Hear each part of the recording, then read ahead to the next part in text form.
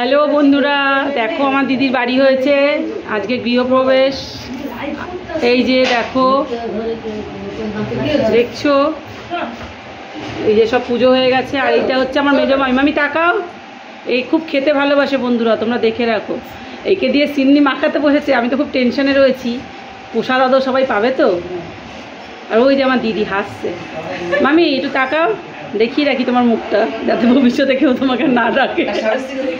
এই রিক টাকা, এই যে এটা দিদির ছেলে, এটা আমার মা, পেছনে দাঁড়িয়ে আছে রিনা মামি, আর এটা হচ্ছে মাসুমণি, আর এইটা হচ্ছে আমার বড় মাসি। কিন্তু ব্যাপারটা হলো এই যে দিদির ছেলেকে দেখছো, ও অলরেডি বিয়ে করে নিয়েছে।